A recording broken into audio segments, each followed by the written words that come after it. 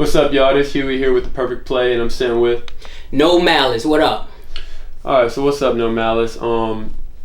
Could you tell us a little bit about your artistry? And most people know you from your previous Malice and with clips, but some people don't know about you now. Can you talk to us about you now and just No Malice, the name change?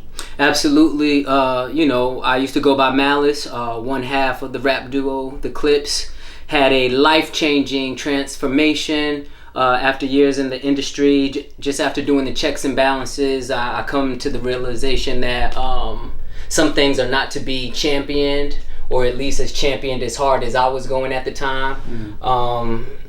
Had a lot of revelation, had a lot of time to do a lot of reflecting, and God changed my message. That's good. So would you say that God transition is the main reason for the transition? It's the only reason. I'm out for that money. So if it wasn't for God, I'd still be trying to get that money. Gotcha. So do you feel that you were meant to go through that transition from Malice to No Malice to be like a testimony, if you will, to younger artists? Or great question. Absolutely. I know that my catalog, I'm very proud of my rap catalog and the things that I had accomplished with my group, The Clips, but absolutely 100%, for making me who I am today.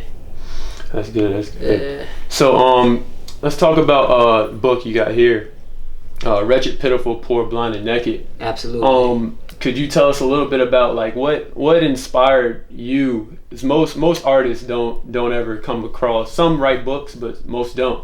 Mm-hmm. What made you want to tell your story through a book? And Well, I just felt like I had the opportunity to, without having to be creative as far as finding the perfect words to rhyme or trying to be cool or, just come out of that trendsetter mode and actually taking your cool off for a minute to be totally transparent and, just tell about my experiences and the things that I've seen and things I had witnessed. And I think the book for me was very therapeutic, and just being able to take those stories, to write them out, and then be able to share them with other people, like it did a lot for me and a lot for my soul, definitely. How's the feedback been on it? 'Cause I know I haven't had a chance to read it personally, but I know I've had friends that read it and they tell me it's like a must read. And how's the feedback been? Yeah, and basically that's what I hear about the book, and not only that, I also hear that the book kind of served as an icebreaker, because I talk about a lot of things that people usually don't talk about. I let people look inside my life, things that I would rather have kept to myself, but I knew beyond a shadow of a doubt that because of my audience and because of the things that I had went through and because I was on such a huge stage, that everything I experienced was to be shared. I gave people one side of my life, and it was only right that they got the full story. Good. So aside from the book, you also had the movie In Malice on right, Netflix. That's right. The End of Malice. I did see that. Okay. I definitely like that story and how you brought everything in with even having Pharrell and our family in there, just talking to them, and then even Pharrell, the words he spoke about you that stood out most to me was when he said that throughout all of the stuff with the clips and all that, he always knew there was something in you that you had more to you. Right. It was another thing for you. Right. So tell us a little bit about the movie for the people who hadn't seen it. Well, The End of Malice, currently on Netflix. It just takes a walk through my life in the industry. How my change came about, where I was then at that time, my thought patterns. In the beginning, I will say it was very self-serving. Mm-hmm. Talking about, just all the materialistic things, all the superficial things. And it really just shows me doing the checks and balances on my life and coming to the conclusion that I came to, which is God first. That's good, man. Yeah. So finally, what about the new album on the way? Mm-hmm. Let the Dead Bury the Dead. Absolutely, Let the Dead Bury the Dead. First, can you tell us about the title? And because I came across the title the other day, and I'm like, Let the Dead Bury the Dead. I'm kind of trying to figure out what the whole message is behind it. I know I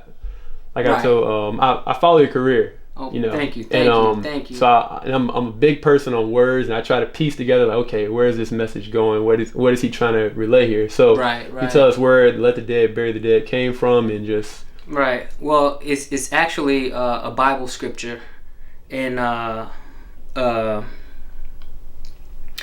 one of the not disciples, I can't think of the word right now that I'm trying to use, but this guy had went to Jesus and told Jesus that I would follow you wherever. You know, he said, but first suffer me to go back home and bury my father. Mm-hmm. And Jesus told him, he said, you know, let the dead bury their own dead. Okay. Like if you're coming with me, like you got to come with me now. He said, anybody who puts his hand to the plow and looks backwards is not worthy of me. And that's pretty much the space that I'm in. I feel like there's nothing more important than the saving of the soul and pointing the finger to Jesus Christ, you know. So my album, Let the Dead Bury the Dead, I don't have to be in any kind of rat race with anybody else. I'm not in competition, or I'm just I'm telling the truth, man. And the world is going to take care of itself. The same problems, the same social injustices, everything that you see now going on in the news, the politics, the corruption, you know, everywhere. You have to keep in mind those same things have been there 10 years ago, 20 years ago, 30 years ago, 40 years. Gotcha. We could keep going on and keep going on. This is actually, you know, we try to change everything with legislation, you know what I'm saying? But it is, it's a heart matter. Okay. It's definitely a heart matter. Until we understand that we have to change our hearts. We have to love one another. We have to stop judging one another. We have to have compassion, you know, for each other. Yeah. Once we learn, you know, that's what it's going to take, you'll see that the world will be in a lot more harmony. Yeah, definitely. Got you. That's good, man. Can you without telling too much, can you tell us about did you work with anybody on the album? Any collaborators? No collaborations. Only me. Only No Malice. The only No Malice up there. It's my story. It's my creativity. It's my life experiences, from top to bottom, and there's no one else that I feel like I could even, you know, share this this project with. This is the first project you've come out with since No Malice, since you became No Malice. No, actually, I came out with Hear Ye Him.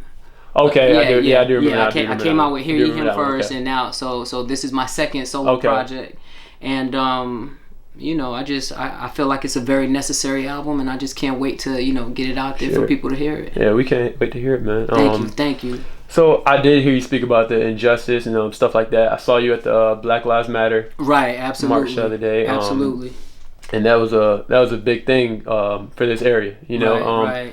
So I me personally being a young big shout out to Jafari, gotta give it up for him out there. He's done a lot of stuff, and very courageous, very brave, and to stand, you know, out there and stand against the KKK, and you know, just fighting for the rights of not just our people, but, you know, humanity and people everywhere. Is, you know, it says a lot about who he is. Yeah, sure. Yeah. Me being like I was saying, me being a young black male in today's society, and seeing successful people like yourself give us inspiration, you know. So could you like tell us some, like, speak on today's society of the young black males? We see them, you know, some of us have been gunned down, unfortunately, by you know, police officers and law enforcement, and just the different trials and tribulations we go through as a black male in this society. Could you give us some words of encouragement or some things? What do you think can be done to turn the tide a little bit and turn the other way? Oh man, you know, I have to go back to that one word, that 4-letter word, love. You know, I believe that we have to love ourselves. I believe that there has really been a lot of injustice. I believe that we need to be healed. You know, we definitely need to be healed. I think then and only then can you move forward, once we really address the issues. We can't coast over them. We can't act like it never happened. We can't, you know, just start from here and get on with it, you know. But I think we would do ourselves a great service to look inside of of our own selves. It definitely starts with us.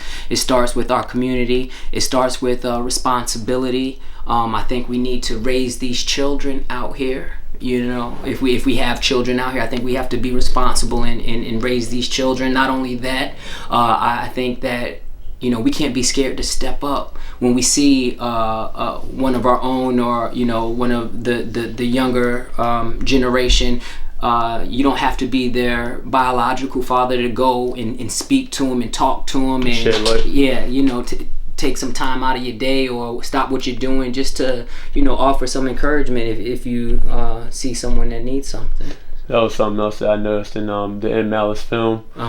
When you and Pusha were at the basketball court talking to the kids, and that's something that, you know, I think also that it goes a long way. Definitely, man. You know, definitely. You have to be reachable. You can't ever come to a place where people can't reach out to you, talk to you, or, you know, have this wall. I think we all need to be able to interact with one another, and we all have a lot to learn from each other. Yeah. So a little bit left. See, you work out a lot.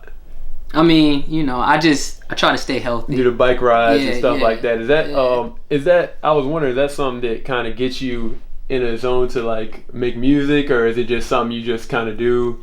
Well, you know, for me, it balances out stress. Yeah, same here. That's why I was... It definitely balances out stress. I don't know if you've heard my stories, but I suffer from what some people would call night terrors. You know, so it's like, even when I try to rest, it's like there's an anxiety in my subconscious that's going on. So I definitely, that's what motivates a lot of my working out, riding the bike, treadmill, things like that. Okay, that's cool. Yeah. All right, so let's go back to Let the Dead Bury the Dead, man. Because that's definitely something that, with you, not only speaking for myself but others also, I know we've always felt that you were a lyricist amongst in a time where artists are, you know, they have lyrics, but it's not meaningful lyrics, if you will, you know. Okay. And but you've always, since the beginning, have had the lyricism that takes, you know. Thank you. Is that something we're gonna get on Let the Dead Bury the Dead? The same lyricism, but more content, you know. Yeah, more substance. Yeah. More content. More of what I feel is helping me. You know, I always try to tackle it from a standpoint, starting with myself first. Of course. I'm never in a position where I can, you know, tell someone what they should be doing. Basically, just like with my book, just like in the End of Malice, even on our podcast, I just tell my story. You know, people have a lot to say about what's going on in music now and what the kids are doing now, this, that, and the third. But I feel like you always have to remember you were there at one time. You know, there was a time when my parents thought, you know, my music was just the worst, and I don't mean my music personally, the music I listened to. So that's a generational thing. So you can't ever forget that or whatever. But yeah. So. And I don't come from a standpoint where I feel like I have arrived. I make it very clear that, you know, I'm still finding my way too. And I just want my audience and listeners to, you know, take that journey with me. Sounds good. Do we have an album release date? We do. Batman, we want to let it go yet? Not yet. Okay, not yet. But soon. I have to listen. Yeah, okay. Yeah, so we're having a listening party on the 25th. Okay, where's that going to be at? That's going to be at Taiku Bar at the ocean front. So please do come through. And yeah, as far as the album, expect it when you least expect it. All right. Any other shout outs or anything? Shout out to VA. Shout out to Dark Knight Entertainment. I want y'all to follow me on Twitter, Instagram, NoMalice757. And I just appreciate all the encouragement, everybody riding with me, and I hope to deliver everyone a fantastic album with Let the Dead Bury the Dead. All right, thank you very much, man. I appreciate you. Thank you.